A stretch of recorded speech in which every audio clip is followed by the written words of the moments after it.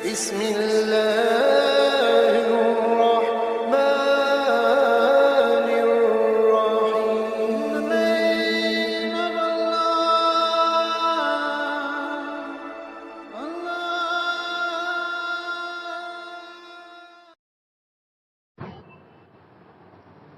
أعوذ بالله من الشيطان الرجيم. بسم الله الرحمن الرحيم. إنا أنزلناه في ليلة القدر وما أدراك ما ليلة القدر. ليلة القدر خير من 1000 شهر. تنزل الملائكة والروح فيها بإذن ربهم من كل أمر. سلام هي حتى مطلع الفجر. صدق الله العظيم. سبحانك لا علم لنا إلا ما علمتنا إنك أنت العليم الحكيم. رب اشرح لي صدري ويسر لي أمري واحلل عقدۃ من لسانی یفقہوا قولی. پناہ مانگتا ہوں میں اللہ تعالیٰ کی شیطان مردود سے. شروع کرتا ہوں میں اللہ کے نام سے جو بڑا مہربان نہایت رحم والا ہے. بے شک ہم نے قرآن کریم کو اتارا ہے لیلۃ القدر میں. اور کیا آپ جانتے ہیں کہ لیلۃ القدر کیا ہے؟ لیلۃ القدر 1000 مہینوں سے بہتر ہے. اترتے ہیں فرشتے اور حضرت جبرائیل اس رات میں اپنے پروردگار کے حکم سے ہر کام کو انجام دینے کے لیے. سلامتی ہے یہ رات یہاں تک کہ فجر طلوع ہو جائے. یہ سورۃ القدر ہے. نزول کے اعتبار سے مکی ہے. اس میں 5 آیتیں.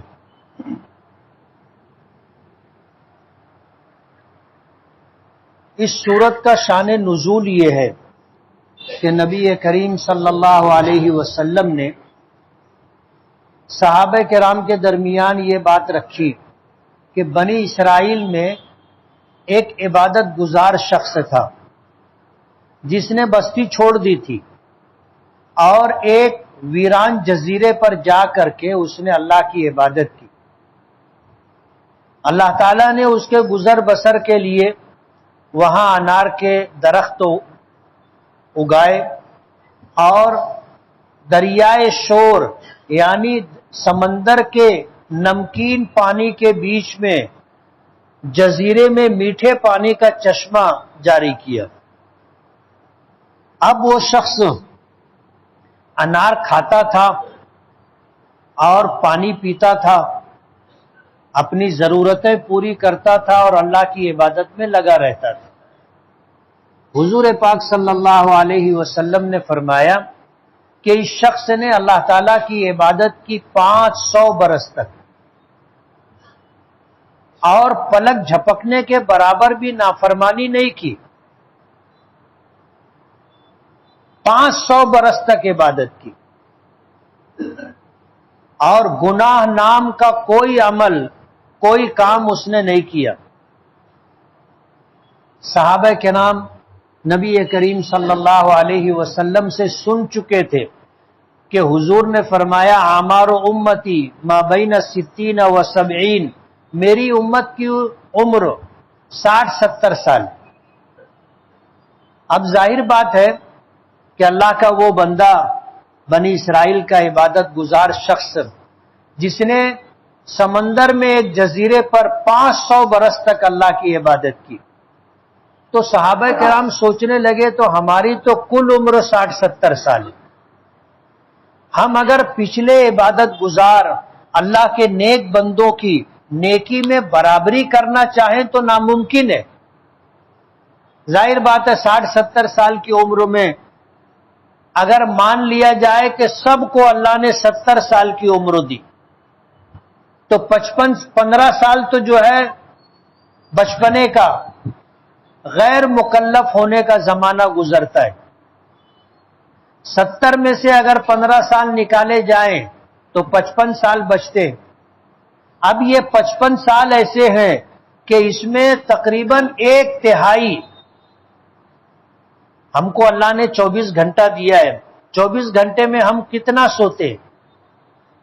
1/3 8 گھنٹہ ہمارا سونے میں گزرتا ہے، کچھ سونے سے پہلے اور کچھ سونے کے بعد فریش ہونے میں 1/3 وقت گزر جاتا ہے. گویا 55 سال میں سے ہمارا تقریباً 18 سال سونے میں گزر جاتا ہے. اب 55 میں سے آپ 18 سال نکالیں تو کتنا بچا؟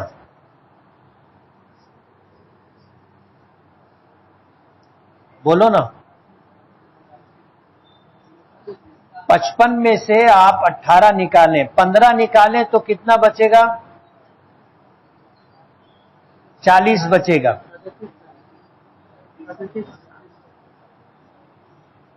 اور اس کے بعد 3 نکالیں گے تو 37 سال بچا. ابھی کام دھندا باقی ہے. مالیگاؤں شہر ہے، پاور لوم ہے، آدمی 12 گھنٹہ، دن کا کاریگر 12 گھنٹہ اور رات کا کاریگر 12 گھنٹہ. اب ظاہر بات ہے جو 37 سال بچے ہیں اس میں سے آدھا اگر نکالتے ہیں، آدھا کتنا ہوگا؟ 18.5 سال. 18.5 سال اگر 37 سال میں سے نکالے تو بچا کتنا؟ 18.5 سال بچا. اب 18.5 سال جو بچا ہے اس میں شادی بھی ہے، بیاہ بھی ہے، ڈاکٹر کے یہاں جانا بھی ہے، رشتہ داروں کے یہاں آنا جانا ہے. یہ دنیا میں ساری زندگی کی مصروفیت اس میں ہے 18.5 سال میں. اب اگر آدھا اس میں سے ہم لوگ دیگر مصروفیات کے لیے نکال دیتے ہیں تو 9.25 سال بچتے. اور یہ 9.25 سال جو بچے اس میں ہم پورا وقت عبادت میں نہیں گزارتے.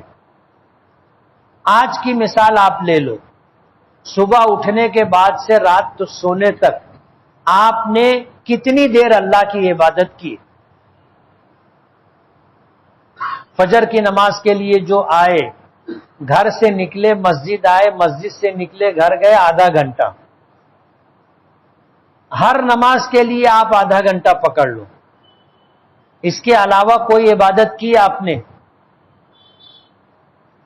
تو گویا ہم 24 گھنٹے میں سے 2.5 گھنٹہ اللہ کی عبادت کرتے ہیں. صحابہ کرام سوچنے لگے کہ ہماری کل زندگی 60-70 سال کی، اور اس میں دنیا بھر کے جھمیلے، سونا بھی ہے، کھانا بھی ہے، کمانا بھی ہے اور دیگر ضروریات کی تکمیل بھی ہے، لے دے کر کے جو بچے گا 2-5 سال ہم اللہ کی عبادت میں گزارتے ہیں. ایک طرف ہم ہیں جنہوں نے 70 سال میں سے 5 سال کا عرصہ، زیادہ سے زیادہ 5 سال اللہ کی عبادت میں گزارا، اور باقی سامنے جو وہ شخص جو بنی اسرائیل کا ہے اس نے 500 سال اللہ کی عبادت کی. ہم اگر برابری کرنا چاہیں تو ناممکن ہے. اگر ہم 70 کا 70 سال اللہ کی عبادت میں گزارے تو بھی کہاں 500 سال اور کہاں 70 سال. ایسے کئی واقعات. نبی کریم صلی اللہ علیہ وسلم سے صحابہ کرام نے تذکرہ کیا کہ اللہ کے رسول، ہم تو عبادت میں، نیکیوں میں ان کی برابری کر ہی نہیں سکتے.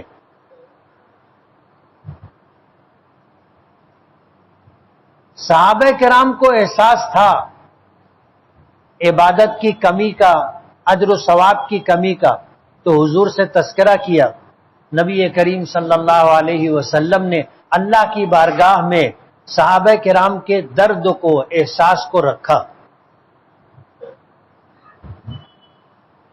جب اللہ کی بارگاہ میں فریاد کی گئی کہ آپ نے میری امت کو 60-70 سال کی عمر دی ہے اور پچھلی امتوں میں جو لوگ تھے ان کو ہزار سال کی عمر دی گئی، 900 سال تک ان کو اللہ نے زندگی دی، 900 سال۔ اب ظاہر بات ہے ہماری ان کی برابری نہیں ہو سکتی، تو یہ بات بظاہر انصاف کے خلاف ہے، اور اللہ پاک ناانصافی نہیں کرتے۔ تو اللہ پاک نے ہم لوگوں کی عمر کم ہونے کی وجہ سے اجر و ثواب بڑھانے کا فیصلہ کیا۔ پچھلی امتوں پر 1 وقت کی نماز فرض تھی یا 2 وقت کی نماز فرض تھی، اللہ نے اس امت پر 5 وقت کی نمازیں فرض کی، اور اجر بے شمار بے پناہ رکھا۔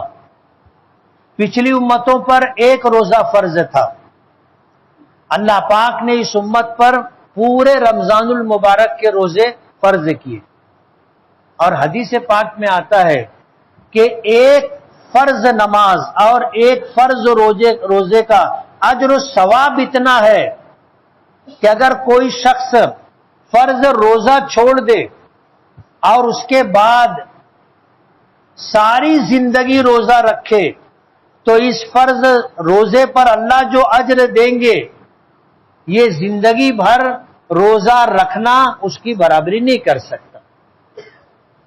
اللہ نے اتنا اجر دینے کا فیصلہ کیا۔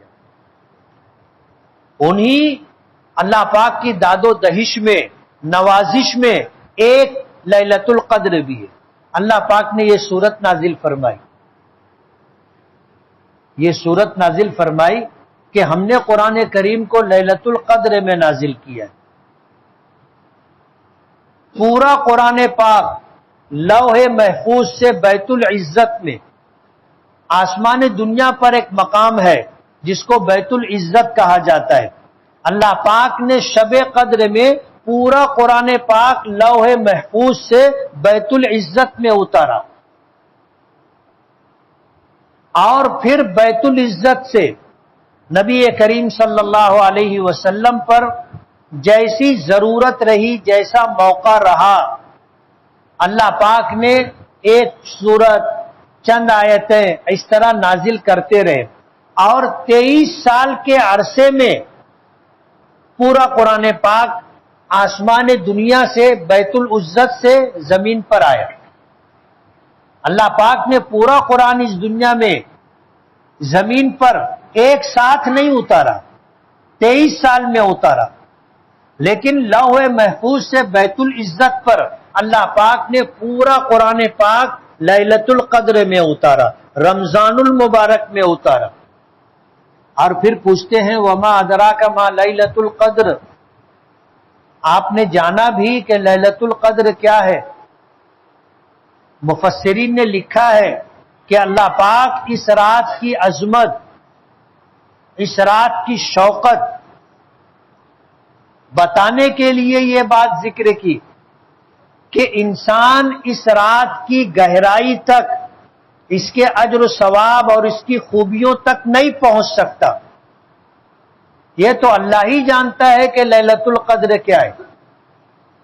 ہم کو سمجھانے کے لیے ایک بات کہی، لیلۃ القدر خیر من الف شہر، کہ لیلۃ القدر 1000 مہینوں سے بہتر ہے۔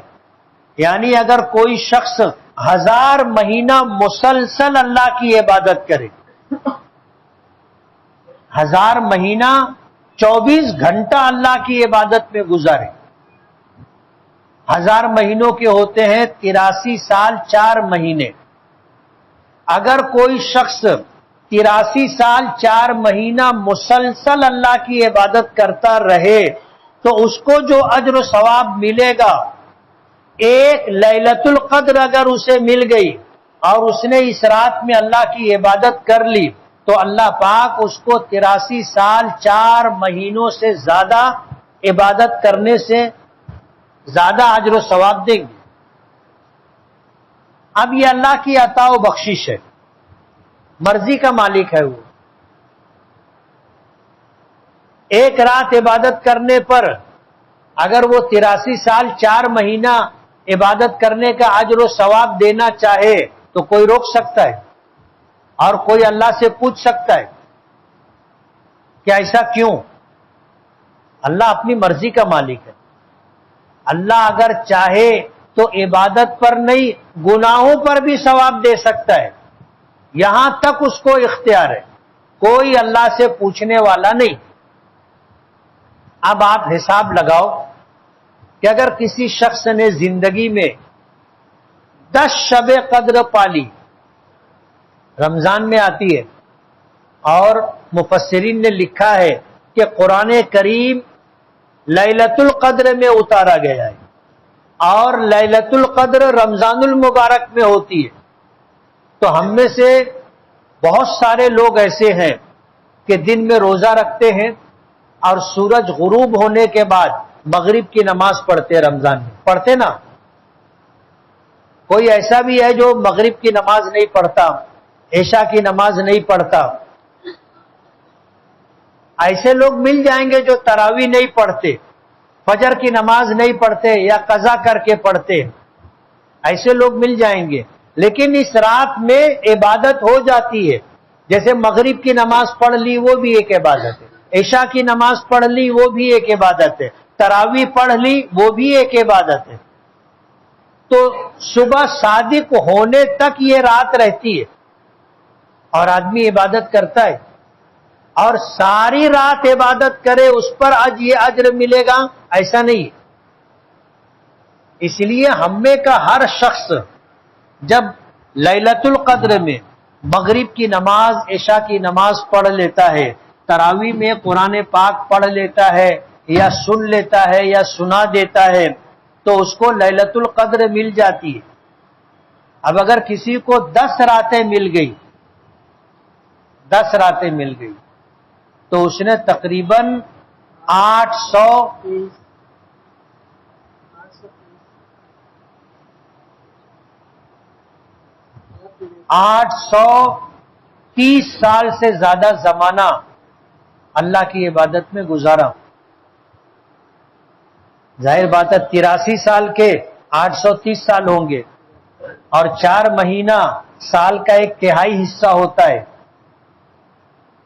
سال کا 1/3 حصہ. گویا اس نے 830 سال سے زیادہ زمانہ اللہ کی عبادت میں گزارا. اس کو 20 شب قدر ملی، اس کو دگنا کر لو. 30 شب قدر ملی، اس کو تگنا کر لو.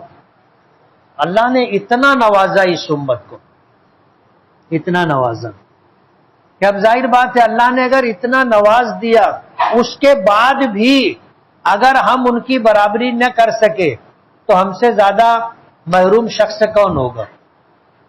یہ اللہ کی عطا و بخشش ہے. اللہ تعالیٰ نے اس امت کو بے پناہ نوازا ہے. جو عبادت ہے وہ عبادت ہے، اور جس کو ہم عبادت نہیں سمجھتے، اگر وہ کام ہم سنت کے مطابق کریں تو وہ بھی عبادت ہے. سنت کے مطابق کرے تو وہ بھی عبادت ہے. حتیٰ کہ پیشاب پاخانہ کوئی عبادت نہیں سمجھتا اس کو، لیکن اگر سنت کے مطابق آدمی بیت الخلاء میں گیا، سنت کے مطابق بیٹھا اور سنت کے مطابق فارغ ہو کر کے باہر نکلا، داخل ہونے کی دعا داخل ہونے سے پہلے پڑھ لی، اور فارغ ہونے کے بعد باہر نکل کر کے فارغ ہونے کی دعا پڑھ لی، تو یہ عمل بھی اس کا عبادت میں شمار ہو. تو اللہ پاک اس طرح اس امت کو نوازتے ہیں. اور اسی طرح حضور نے فرمایا کہ کوئی تکلیف دہ چیز راستے سے ہٹا دینا بھی عبادت ہے. پچھلی امتوں کو اللہ نے یہ نہیں دیا تھا، اس امت کو اللہ نے یہ موقع دیا. ماں باپ کو محبت کی نظر سے آدمی دیکھ لے، اللہ پاک مقبول حج عمرے کا ثواب دیں گے. کسی نابینا کو آپ نے ہاتھ پکڑ کر راستہ پار قرار دیا، اللہ اس پر بھی اجر دیں گے. ماں باپ کی اطاعت و فرما برداری کی، اللہ اس پر بھی اجر دیں گے. بیوی بچوں کی پرورش اور پرداخت کے لیے آدمی کما رہا ہے حلال طریقے سے، اللہ اس پر بھی اجر دیں گے. یعنی آپ اگر دیکھو گے بے شمار چیزیں ہیں جس پر اللہ اجر دے گی. اس امت کو اللہ نے اتنا نوازا. صرف صحابہ کرام کے اس احساس پر کہ اس اللہ کے بندے نے 500 برس تک اللہ کی عبادت کی، ہماری تو عمر بھی اتنی نہیں، کیسے کریں گے؟ اللہ نے محروم نہیں رکھا، ورنہ کل قیامت کے دن کہہ سکتے تھے کہ اے اللہ اس نے 500 سال کی عبادت کی ہے، میری تو زندگی 50 سال تھی، میں کہاں 500 سال عبادت کرتا، آپ نے مجھے موقع ہی نہیں دیا، آپ نے مجھے موقع ہی نہیں دیا تو میں کیسے اس کی برابری کرتا؟ اللہ پاک نے انتظام کر دیا، فرمایا لیلۃ القدر خیر من الف شہر، کہ لیلۃ القدر یعنی شب قدر 1000 مہینوں کی عبادت سے بہتر ہے۔ اور اس رات کی دوسری خوبی بیان کی، تنزل الملائکۃ والروح فیہا، فرشتے اور حضرت جبرائیل اس رات میں اترتے ہیں، بِإِذْنِ رَبِّهِمْ اپنے پروردگار کے حکم سے، من کل امر ہر کام کو انجام دینے کے لیے۔ سال میں ایک رات ایسی آتی ہے جس میں ہر بندے کے متعلق اور اس دنیا میں کیا ہونے والا ہے اللہ پاک کی طرف سے وہ ساری تفصیلات فرشتوں کو دے دی جاتی۔ یہ فرشتے زمین پر آتے ہیں شب قدر میں، اور سال بھر میں جتنا جو کچھ ہونے والا ہے اس کے انتظامات فرشتے کر دیتے۔ ہر کام کی انجام دہی کے لیے فرشتے شب قدر میں آتے ہیں اور اللہ کے حکم سے ان تمام سال بھر کے امور کی انجام دہی کے انتظامات کر دیتے۔ سلام، تیسری خوبی ذکر کی کہ یہ رات سراسر سلامتی والی رات ہے، امن و امان والی رات ہے، اس رات میں کوئی شر نہیں ہے۔ ایک مطلب پوری رات خیر اور بھلائی ہے، دوسرا مطلب کہ اہل ایمان اس رات میں شیطان کے شر سے محفوظ رہتے، اور تیسری بات کہ فرشتے جب زمین پر آتے ہیں تو سب سے سلام کرتے، ہر اہل ایمان سے سلام کرتے، ہر وہ شخص جو عبادت میں مشغول ہو فرشتے آتے ہیں اس سے سلام کرتے۔ یا چوتھا مطلب کہ فرشتے آپس میں ایک دوسرے کو اس رات کی بھلائی اور خوبی کے متعلق بتاتے ہیں، ایک دوسرے کو سلام کرتے، اور یہ رات فجر طلوع ہونے تک رہتی، یعنی صبح صادق تک رہتی ہے۔ تو اللہ تعالیٰ نے اس امت پر جہاں بے شمار انعامات نازل کیے، انہی انعامات میں سے اور نوازشات میں سے یہ شب قدر بھی ہے کہ اگر کوئی شخص ایک رات اللہ کی عبادت میں گزار دے تو گویا اس کو 83 سال 4 ماہ سے زیادہ عبادت کرنے کا اجر و ثواب اللہ عطا کرے گا۔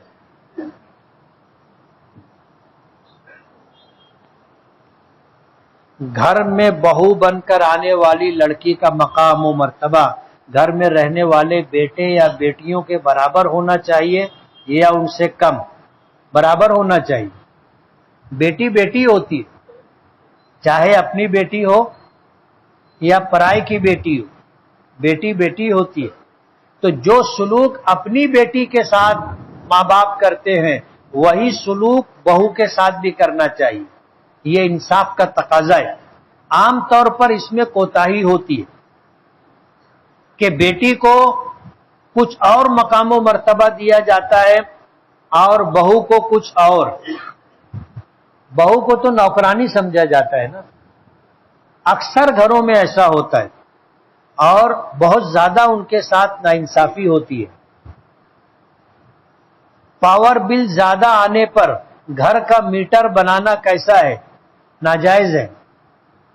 آپ پاور کم استعمال کرو، 4 لائٹ لگانے کی ضرورت نہیں، 1 لائٹ لگاؤ، 2 3 فریج رکھنے کی ضرورت نہیں ہے، ایک بھی مت رکھو، تازہ بتازہ لاؤ اور کھاؤ۔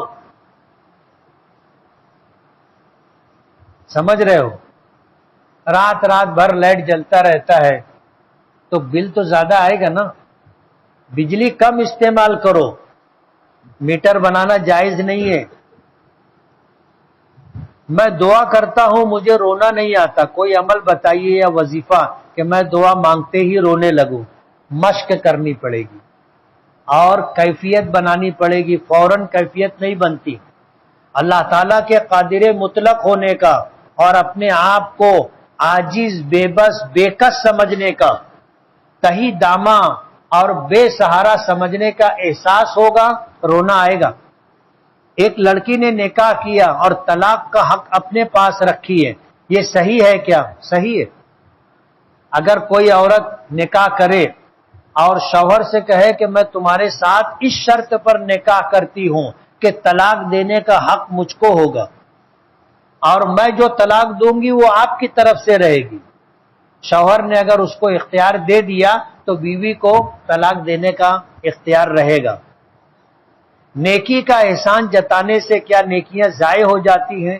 ضائع ہو جاتی۔ آپ نے کسی کے اوپر احسان کیا، کوئی بھلائی کی، کوئی مدد کی اور پھر وہ آپ نے جتلا دیا تو یہ نیکی ضائع ہو گئی۔ مرحومین کے ایصال ثواب کے لیے قرآن کریم تلاوت کرتے وقت سجدہ آ جائے اور ہم نے ان کی روح کو ایصال ثواب بھیج دیا بغیر سجدہ کیے ہوئے تو کیا مرحوم تک ثواب پہنچ جائے گا؟ یہ سجدہ کر کے ثواب بھیجنا ضروری ہے۔ آپ سجدہ کر لے، چاہے آگے کر لے چاہے پیچھے کر لے، یہ آپ پر واجب ہے، آپ کو کرنا ہے۔ شہید سیدھا جنت میں جائے گا، کسی کو پریشان کیا ہے، کسی کے ساتھ غلط کیا ہے تو بھی سیدھا جنت میں جائے گا کیا؟ دیکھو، ایک ہے حقوق اللہ اور ایک ہے حقوق العباد۔ اس طرح کی جو فضیلت کی روایتیں آتی ہیں یہ فضیلت کی روایتیں، اللہ تعالیٰ اپنی نافرمانی معاف کر سکتا ہے اور اس نے کہا ہے شہید کے لیے یہ بات تو اللہ کی طرف سے جو اللہ کا حق ضائع کیا گیا اللہ معاف کر دیں گے، لیکن بندوں کا حق باقی رہے گا اور شہید سے بھی وصول کیا جائے گا۔ کیا یہ بات حدیث سے ثابت ہے کہ جب ہم قبر پر جائیں تو صرف چاروں قل اور دعا کر کے آ جائیں اور سورہ یاسین وغیرہ دور جا کر کے پڑھیں؟ کیا یہ حدیث سے ثابت ہے؟ ایسا ثابت نہیں ہے۔ آپ وہاں چاروں قل کے علاوہ، آیت الکرسی کے علاوہ جو بھی پڑھنا چاہیں قرآن کریم کی سورت یا آیت پڑھ سکتے ہیں۔ عیسائی، یہودی اور دیگر ادیان کے لوگ اپنی عبادت گاہوں میں جو اشارے اور رسومات کرتے ہیں، مثلا ہاتھوں کا اشارہ وغیرہ، ہمارا ان چیزوں کا مذاق میں یا انجانے میں کرنا کیسا ہوگا؟ درست نہیں ہے۔ اللہ تعالیٰ نے عیسائیوں اور یہودیوں کو اپنے پیغمبروں کے ذریعے عبادت کا جو طریقہ دیا تھا، اگر وہی طریقہ وہ لوگ انجام دے رہے ہیں، اپنا کر چل رہے ہیں اور آپ ان کی نقل کریں اور مذاق بنائیں تو یہ اللہ تعالیٰ کی طرف سے آئی ہوئی عبادت اور احکام کا مذاق ہے اور بہت سنگین بات ہے۔ ایمان کے ضائع ہونے کا اندیشہ ہے۔ پوری دنیا میں 4 شکل کے لوگ ہیں۔ نوح علیہ السلام کے بیٹے حام سے گورے لوگ، نوح علیہ السلام کے دوسرے بیٹے سام سے عرب سانولے لوگ، نوح علیہ السلام کے تیسرے بیٹے یافس سے کالے لوگ۔ تو یہ چین کے لوگ کس کی نسل سے؟ معلومات لانی پڑے گی۔ ایک شخص اپنے چھوٹے بچے کو لے کر ایک نکاح کی تقریب میں مسجد گیا اور مسجد کے اندرونی حصے میں دروازے کے پاس کونے میں بیٹھ گیا۔ بچہ بہت چھوٹا تھا، پیشاب کر دیا۔ نکاح ہو گیا، نکلتے وقت اس شخص کو پتا چلا کہ بچے نے پیشاب کر دیا ہے۔ وہ گھبرا کر گھر چلا گیا، اس جگہ کو صاف بھی نہیں کیا۔ اس کے بارے میں کیا حکم ہے؟ اب اسے کیا کرنا چاہیے؟ ظاہر بات ہے وہ جگہ ناپاک ہو گئی ہے، اور جس شخص کو معلوم تھا کہ یہ جگہ بچے کے پیشاب کرنے سے ناپاک ہو گئی، اس کی ذمہ داری ہے کہ وہ اس جگہ کو خود پاک کرے، ورنہ کم سے کم جو وہاں مؤذن ہے، خادم ہے یا صفائی کے لیے کوئی دوسرا شخص مقرر ہے، اس کو بتا کر کے اور اس جگہ کو پاک کروائے، ورنہ اس جگہ جو شخص نماز پڑھے گا اس کی نماز نہیں ہوگی اور گناہ اس شخص کو ملے گا جس کو معلوم تھا اور اس نے بتایا نہیں اور پاک کیا نہیں۔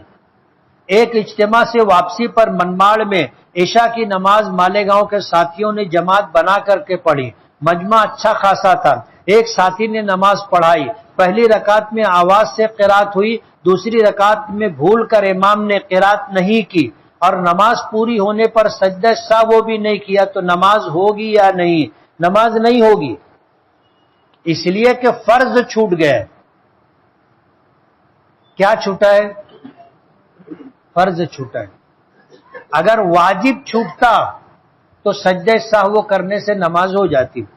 میں اپنے پسندیدہ شخص سے شادی کرنا چاہتا ہوں مگر گھر والے منع کرتے ہیں اور اس کے سخت مخالف ہیں، کوئی عمل بتائیے۔ اللہ سے دعا کرو، اگر محبت میں واقعی خلوص اور سچائی ہوگی تو اللہ رشتہ بنا بھی سکتا ہے، یہ اسی کے قبضہ قدرت میں ہے۔ جوڑا کون بناتا ہے؟ اللہ بناتا ہے۔ اور آپ اللہ سے اگر خلوص کے ساتھ مانگو گے تو پسندیدہ شخص کے ساتھ نکاح ہو سکتا ہے۔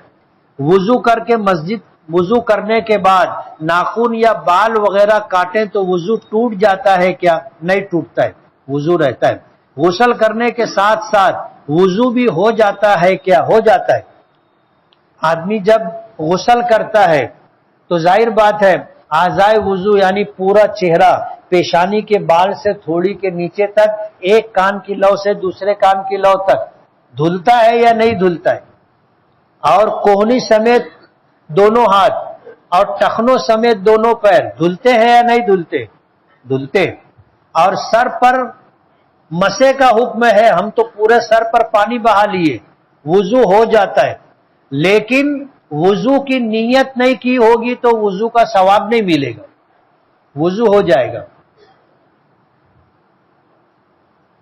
LLB کرنا کیسا ہے؟ جائز ہے۔ وکیل بننے کے بعد آپ کی ذمہ داری ہے کہ آپ مظلوم کا اور حقدار کا مقدمہ لڑیں، چوروں کا، قاتلوں کا، زانیوں کا، اور جوا سٹا اور شراب بیچنے والوں کا آپ نے اگر وکالت کی تو جو کمائی آپ کی ہے وہ آپ کے لیے جائز نہیں۔ LLB کر سکتے لیکن مظلوموں کا، حقدار لوگوں کا مقدمہ لڑنے کا، گنہگاروں کا نہیں۔ زید کو ایک لڑکی پسند آ گئی،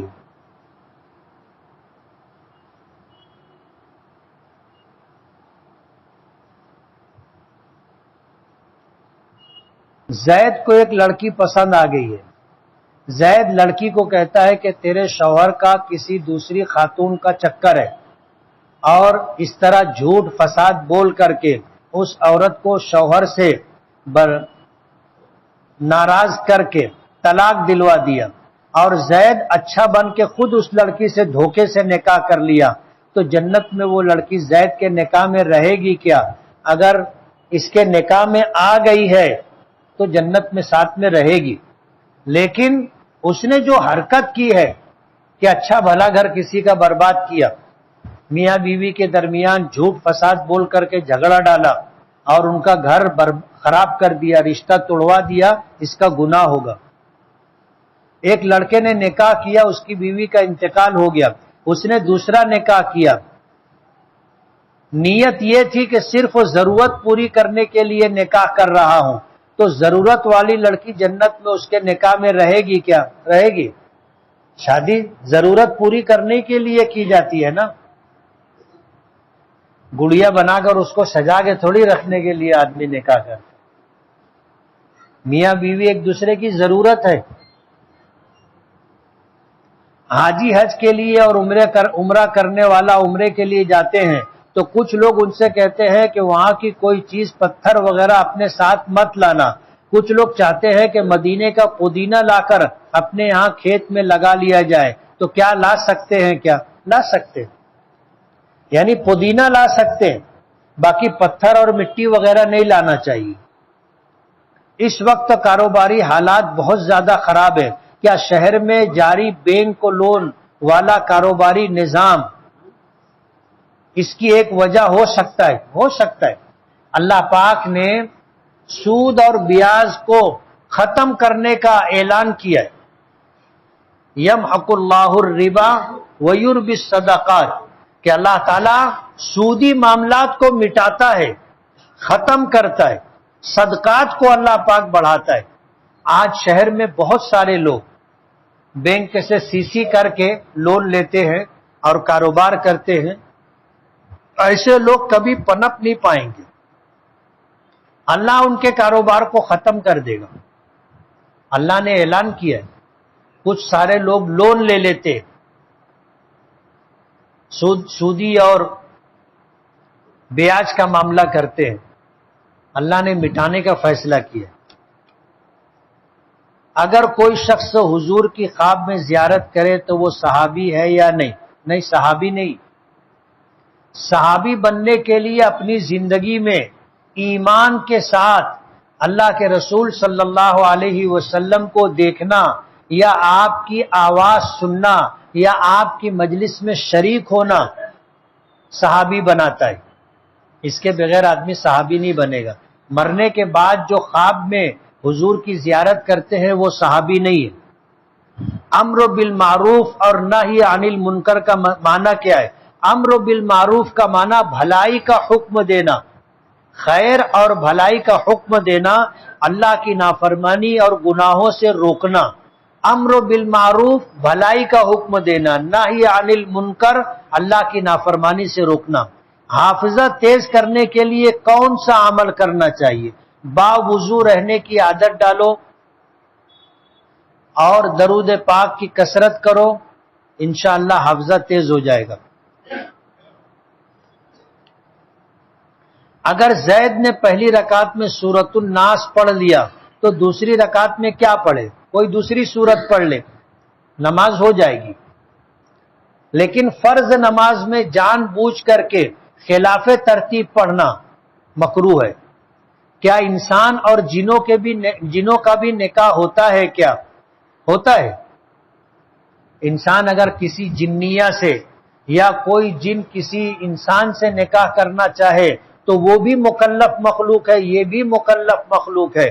ایجاب و قبول ہوگا، مہر ہوگا، دو گواہ رہیں گے تو نکاح ہوگا، اور ایسا ہو نہیں پاتا، ایسا ہو نہیں پاتا۔ کبھی سنے؟ ایسا نہیں ہو پاتا۔ دو گواہ ضروری ہیں اور دو گواہ ملتے نہیں ان کو۔ جن انسان کی شکل میں آ کر نکاح کرتے ہیں، کیا پھر بچے پیدا ہوتے ہیں؟ ہاں، ان کے یہاں بھی بچے پیدا ہوتے ہیں۔ جیسے انسانوں میں بچے پیدا ہوتے ہیں ایسے ہی ان کے یہاں بھی بچے پیدا ہوتے ہیں۔ محلے کی مسجد سے جامع مسجد کا ثواب 5 گنا زیادہ ہے۔ یہ صرف جمعہ کی نماز کے لیے ہے یا پھر 5 نمازوں کے لیے؟ علماء کی 2 جماعت ہے۔ ایک جماعت کہتی ہے کہ یہ ثواب صرف جمعہ کی نماز کے لیے، اور دوسری جماعت یہ کہتی ہے کہ 5 نمازوں کے لیے۔ تو ہم کو اجر و ثواب لینا ہے، اس لیے 5 نمازوں پر انشاءاللہ ملے گا۔ اللہ سے یہ امید رکھنا چاہیے۔ جمعہ میں دونوں خطبوں کے درمیان ہاتھ اٹھا کر دعا کرنا کیسا ہے؟ جائز ہے، درست ہے، کر سکتے۔ نماز کے بعد مانگی جانے والی دعائیں اخلاقی اور معاشی اور خانگی زندگی کے اعتبار سے بہت ساری دعائیں ہیں۔ عربی کی دعائیں ہیں، وہ آپ کو نہ یاد ہو، آپ اردو میں جو مانگنا چاہو مانگو۔ زید اپنی پھوپھی زاد بہن کے ساتھ شادی کرنا چاہتا ہے، گھر والے انکار کر رہے ہیں۔ زید کے گھر والے انکار کر رہے ہیں، اور الحمدللہ اس کا اس لڑکی کے ساتھ کوئی ناجائز تعلق بھی نہیں ہے، تو اس کو کیا کرنا چاہیے؟ گھر والوں کو پٹانا چاہیے اور اللہ سے دعا کرنا چاہیے۔ استخارہ کرنے کی دعا اور اس کا طریقہ کیا ہے؟ استخارے کی دعا ہے جو حدیث پاک میں آتی ہے، اسے یاد کرنا چاہیے ہر مسلمان کو، اور اپنے تمام کاموں کے لیے اللہ سے استخارہ کرنا چاہیے۔ گناہ کے کام کے لیے استخارہ نہیں ہے، گناہ کے کام کے لیے استخارہ نہیں ہے، فرض عبادتوں کے لیے استخارہ نہیں ہے، جو مباح کام ہے ان کے لیے استخارہ ہے کہ جن کاموں کا کرنا یا نہ کرنا مرضی کی بات ہے۔ اب ہم اللہ سے استخارے میں خیر مانگتے ہیں کہ اللہ اس میں میرے لیے کرنے میں خیر ہو تو وہ مجھے عطا کر دے، نہ کرنے میں خیر ہو تو مجھے وہ عطا کر دے۔ اور استخارے کی دعا ہے کہ اللہ میں آپ سے خیر مانگتا ہوں، بے علم کا، آپ کے علم سے، آپ جانتے ہیں میں نہیں جانتا، فلاں لڑکی سے نکاح کرنا میرے لیے بہتر ہے نہیں، بھلائی اور خیر ہے نہیں، مجھے نہیں معلوم، لیکن آپ کو معلوم ہے۔ فلاں کاروبار کرنا میرے لیے بہتر ہے نہیں ہے، آپ جانتے ہیں میں نہیں جانتا۔ فلاں سفر کرنا میرے لیے بہتر ہے نہیں ہے، آپ جانتے ہیں میں نہیں جانتا۔ تو اتنے جتنے مباح کام ہیں جن کو کرنا نہ کرنا اپنی مرضی کی بات ہے، اختیار ہے، اس تعلق سے اللہ سے استخارہ کیا جاتا ہے۔ وَأَسْتَقْدِرُكَ بِقُدْرَتِكَ، اور آپ کی قدرت کے ذریعے میں اس کام کے کرنے پر آپ سے قدرت چاہتا ہوں۔ وَأَسْأَلُكَ مِنْ فَضْلِكَ الْعَظِيمِ، اور اللہ آپ سے میں فضل عظیم مانگتا ہوں۔ اور پھر اس کے بعد یہ ہے کہ اللہ اگر یہ کام میرے لیے بہتر ہو تو مقدر فرما دے، آسان کر دے، اور اگر اس میں میرے لیے بھلائی نہ ہو تو جو کرنا میرے لیے بھلا ہو مجھ کو وہاں پہنچا دے۔ دین کی اشاعت کا طریقہ کیا ہے؟ دین کی اشاعت کا طریقہ دعوت و تبلیغ ہے۔ دین کی اشاعت کا طریقہ شریعت اور سنت پر عمل کرنا ہے۔ لوگ آپ کو دیکھیں گے تو اللہ نے اپنے دین میں وہ بات رکھی ہے، حضور کی سنت میں اللہ نے وہ کشش رکھی ہے کہ غیر ایمان والا بھی دیکھتا ہے تو متاثر ہو جاتا ہے۔ الطہور شطر الایمان، اس حدیث کا کیا مطلب ہے؟ طہور کہتے ہیں پاکی کو، اور شطر کہتے ہیں آدھے کو، ہاف۔ شطر الایمان، پاکی آدھا ایمان ہے، اس لیے ناپاک نہیں رہنا چاہیے اور باوضو رہنے کی عادت ڈالنا چاہیے۔ طاقتور مومن کمزور مومن سے بہتر ہے، کس اعتبار سے؟ روحانی اور جسمانی اعتبار سے، دونوں اعتبار سے۔ بیمار آدمی ہوتا ہے وہ بیچارہ رکوع سجدہ نہیں کر پاتا، آپ دیکھو سائڈ سے کرسی رکھی رہتی ہے، کچھ کمزور بیمار ہوتے ہیں وہ بیچارے یا تو کھڑے نہیں ہو پاتے یا کھڑے ہو جاتے ہیں تو رکوع سجدہ نہیں کر پاتے۔ بیمار آدمی ہے، کمزور آدمی ہے، اس کے لیے عبادتیں مشکل ہو جاتی، اور طاقتور شخص ہے تو سب عبادتیں کر سکتا ہے، روزہ بھی رکھ سکتا ہے، نفل عبادت بھی کر سکتا ہے، اسی طرح تلاوت بھی کر سکتا ہے، ذکر بھی کر سکتا ہے، اللہ کے راستے میں دعوت و تبلیغ کے لیے بھی جا سکتا ہے۔ کمزور کے لیے مسئلہ رہتا ہے، کیا ماموں کی نواسی سے شادی کر سکتے ہیں؟ میں آپ سے پوچھتا ہوں، ماموں کی بیٹی سے آپ شادی کر سکتے ہیں؟ بولو نا، کر سکتے کہ نہیں کر سکتے؟ تو اس کی بیٹی سے بھی آپ نکاح کر سکتے۔ جس عورت سے ہمارا نکاح ہو سکتا ہے اس عورت کی بیٹی سے، پوتی سے، نواسی سے ہم نکاح کر سکتے۔